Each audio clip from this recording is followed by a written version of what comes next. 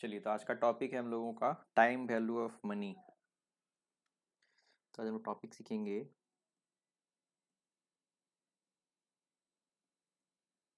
Time value of money. चलिए, इसका meaning समझते हैं हम लोग।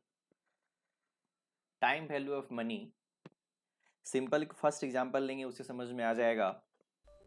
जैसे आप सुनते होंगे पुराने ज़माने में कि दादाजी का सैलरी 7 रुपया 10 रुपया था, ये ज़मीन इतने में मिल रही थी। इसका मतलब सस्ता नहीं था, उस समय मनी का वैल्यू बहुत ज़्यादा था। आज के डेट में मनी का वैल्यू बहुत कम हो गया है, 10-20 का वैल्यू नहीं रह गया है।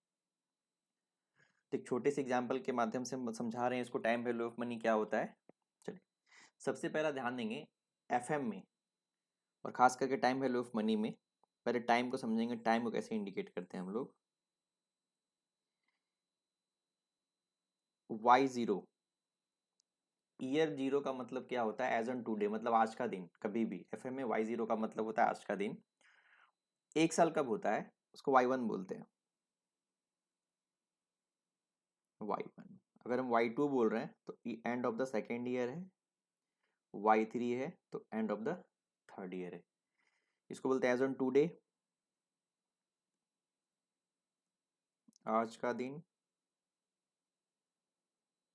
ये end of the first year,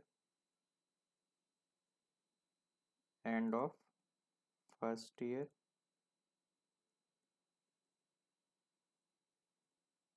end of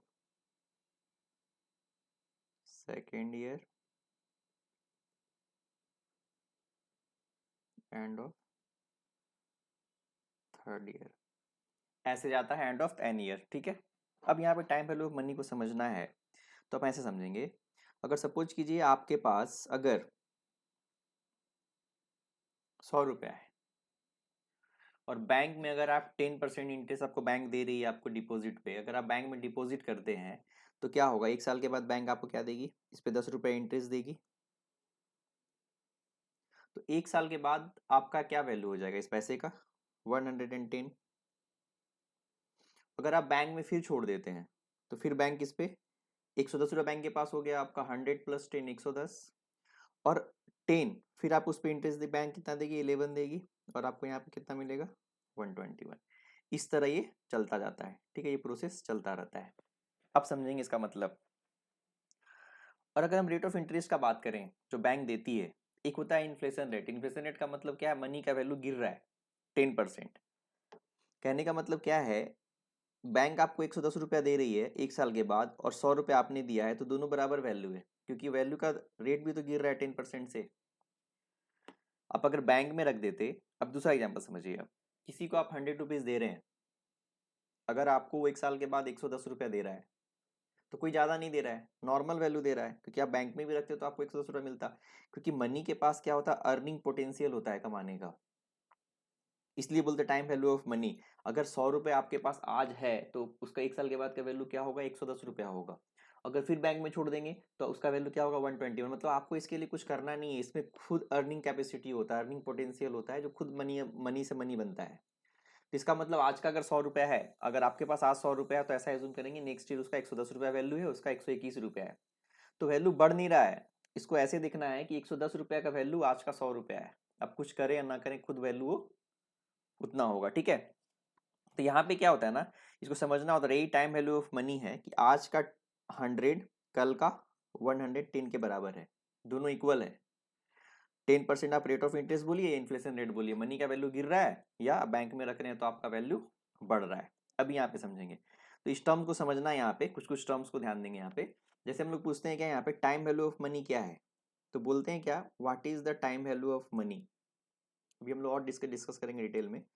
तो बोल रहा है क्या, the value of money changes with the time, ₹1 today is more valuable then 1 tomorrow. आज का 1 रुपया जो कल का 1 रुपया है उससे ज्यादा वैल्यू है। इसको ऐसे समझेंगे, सपोज कीजिए आपके पास एक छोटा सा एग्जांपल आपको समझ में आ जाएगा। जैसे ही ध्यान देंगे, आज समोसा का दाम कितना है, आज 20 रुपीज है। लेकिन आज से 5 साल पहले जाएंगे तो समोसा का दाम कितना था, 5 रुपया था। तो हम लोग क्या बोल रहे हैं, समोसा का दाम 5 से 20 हो गया है, ठीक है। लेकिन ऐसा नहीं है, यही सोचना गलत है कि समोसा का दाम 5 से 20 हो गया है। मतलब ऐसा है कि पहले एक समोसा को परचेज करने के लिए आपका 5 रुपया सफिशियंट था। मतलब क्या, अब 5 कॉइन रखते ना तो समोसा के बराबर हो जाता। आज कॉइन का वैल्यू मतलब उसका वजन, वेट कम हो गया है। एक समोसा को लेने के लिए आपको कितना कॉइन रखना पड़ रहा है? 20 कॉइन रखना पड़ रहा है। पॉइंट समझ में आ रहा है ये पॉइंट? तो क्या हुआ है, पैसा का समोसा का दाम नहीं बढ़ा है, मनी का वैल्यू कम हो गया है। मतलब अगर आपके पास 5 रुपया, अब सपोज कीजिए इसी एग्जाम्पल और समझिए, ये 5 रुपया अगर आपको आपके पास 5 साल पहले होता तो आप एक समोसा खा सकते थे। पॉइंट समझ में आ रहा है? सपोज कीजिए पैसा आपने किसी और को दे दिया यूज करने के लिए, लो, और वो पर्सन आपको 5 साल के बाद अगर वो 20 रुपया वापस किया तो आपको क्या लग रहा है, अरे 15 रुपया एक्स्ट्रा दिया। लेकिन ऐसा कुछ नहीं है। अब कैसे पॉइंट समझे, अगर आपके पास वो 5 साल पहले 5 रुपया होता तो उससे आप कितना समोसा खा सकते थे? एक समोसा। समोसा तो वही है, ये समोसा सेम है, एक समोसा खा सकते थे। वो पर्सन ने आपको 20 रुपया 5 साल के बाद दिया तो आज आप उससे कितना समोसा खा सकते हैं? एक समोसा खा सकते हैं। वही पर्सन अगर मान लीजिए आज भी आपको 5 देता तो आप तो एक समोसा नहीं खा पाते, इसका मतलब आपको लॉस हो जाता। तो कहने का मतलब 5 साल पहले का 5 रुपया आज का 20 रुपया के बराबर है, क्योंकि उसमें भी आप एक समोसा ले सकते थे, इसमें भी एक समोसा ले सकते थे। तो जो पैसा का वैल्यू है गिर गया है। आज 20 रुपया देखने में लग रहा है लेकिन इसका 5 साल पहले इसका वैल्यू कितना था? 5 रुपया था। ये समझने के लिए एग्जाम्पल है, रियल एग्जाम्पल मतलब आप इसे पिक्चराइज कर सकते हैं मनी इन्फ्लेशन क्या है या टाइम वैल्यू ऑफ मनी क्या है, यही बता रहा है। तो the value of money changes with time, ₹1 today is more valuable then ₹1 tomorrow. कहने का मतलब क्या है, कल का 20 रुपया आज के 5 रुपया के बराबर है। अगर आपको 5 साल के बाद कोई 20 रुपया देता है तो आज के 5 रुपए के बराबर है, क्योंकि आज भी मुझसे एक समोसा खरीद सकते थे, 5 साल के बाद भी एक समोसा खरीद सकते हैं। चलिए, अब ये कारण, रीजन क्या है, इसके पीछे रीजन क्या है? Because of money earn interest over time. Money क्या होता है, ये रीजन क्यों हुआ? क्योंकि मनी अपने आप में इंटरेस्ट जनरेट करता है। हमने मतलब बताया ना, बैंक में अगर डिपॉजिट करते हो तो आपको 10 रुपया देता, फिर 110 बन जाता, फिर 110 आपका 11 बन जाता। यही रीजन है। सेकेंड रीजन क्या है? Delay in receiving money, loss of potential earning. अगर कोई आपको मान लीजिए 5 रुपया दे रहा है, देने में डिले कर रहा है, 5 साल के बाद दे रहा है, तो डिले कर रहा है तो आपको क्या प्रॉब्लम हो रहा है? इस पैसे पे आप पैसा कमा सकते थे ना आप, तो वो आप लूज कर रहे हैं ना। Delay in receiving money, loss of potential earning. आपको जो कमाने का जो कैपेसिटी था आप लॉस कर रहे हैं, इसलिए आपका टाइम वैल्यू ऑफ मनी हो रहा है। फिर बोलता early money more investment opportunity. जितना जल्दी लोग पैसा देगा उतना जल्दी आप इन्वेस्टमेंट करेंगे, उससे ज्यादा पैसा का वैल्यू बढ़ेगा। इसलिए कारण क्या है, वही बोल रहा है कि जो मनी का वैल्यू है समय के साथ चेंज होता है। आज का 1 रुपया जो कल के 1 रुपया से ज्यादा इंपॉर्टेंट है। क्लियर है? इसमें एग्जाम्पल दिया हुआ है, जैसे ₹10,000 invested today at 10%, 11,000 next year. अगर आप बैंक में 10,000 रुपया रखते हैं तो 1 साल के बाद वो कितना हो जाएगा? 11,000 रुपया हो जाएगा। इसका मतलब क्या है, आज का 10,000 रुपया कल के 11,000 के बराबर है। ठीक है, सो 10,000 टूडे, 11,000 नेक्स्ट ईयर। इसलिए हम कह सकते हैं मनी हैज टाइम वैल्यू। अगर समरी में एक लाइन में बोला जाए तो क्या होगा, आज का पैसा कल से ज्यादा पावरफुल होता है। आज का 1 रुपया कल के 1 रुपये ज्यादा वैल्यू। इसको हिंदी में एक लाइन में बोल सकते हैं कि आज का पैसा कल के पैसे से ज्यादा वैल्यू। 1 रुपया आज और 1 रुपया 1 साल के बाद। ज्यादा वैल्यू कौन है? आप समझिए ना, आज का 10 रुपया और दादा के जमाने का 10 रुपया, कौन वैल्यू? आज का 10 रुपया का कोई वैल्यू ही नहीं है, लेकिन दादा के जमाने में 10 रुपया का बहुत वैल्यू था। यहाँ पे एक एग्जाम्पल है, सिंपल एग्जाम्पल है कि एक पोता अपने दादा को समझाता रहता है, सॉरी उल्टा हो गया, एक दादा अपने पोता को कहानी सुनाते हैं कि हमारा समय था जब हम मार्केट 10 रुपया लेके जाते थे तो थैला भर के सामान लाते थे और पैसा भी बच जाता था। एक्चुअली उस पोते को टाइम वैल्यू ऑफ मनी पता नहीं है, वो समझना नहीं चाह रहा, वो 10 रुपया आज के 10 रुपये के बराबर देख रहा है। तो वो एज्यूम करता है पोता कि 10 रुपया दादाजी लेके जाते थे और बोलते हैं झोला भर सामान लाते थे और पैसा भी बच जाता था, ये कैसे पॉसिबल है? तो ये सिंपल, अगर आप टाइम वैल्यू ऑफ मनी नहीं समझेंगे कॉन्सेप्ट तो पोता को क्या लगा कि दादाजी चोरी करके लाते थे। तो उसने दादाजी को बोला कि दादा आज के ज़माने में पॉसिबल नहीं है, आज के ज़माने में सारी जगह सीसीटीवी कैमरा लगा है।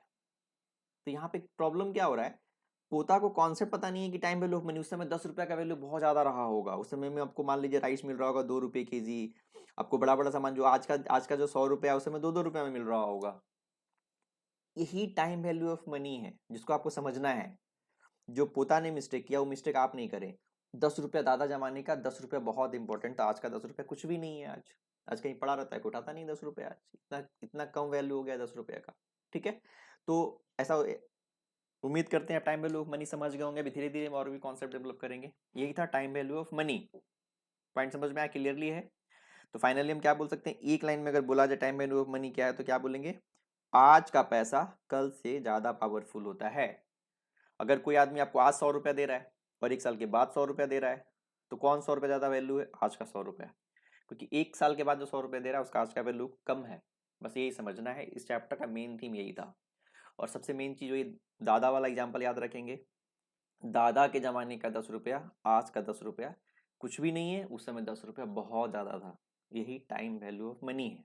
क्लियर है? चलिए, तो इसको आप टाइम वैल्यू ऑफ मनी के लिए पॉइंट नोट कर सकते हैं। और बाद में इसके बाद हम फॉर्मूला का सीरीज बताएंगे, फॉर्मूला, उसके बाद लास्ट में प्रैक्टिस कराएंगे। ये बेसिक कॉन्सेप्ट था, ठीक है। चलिए सब नोट कर लीजिए,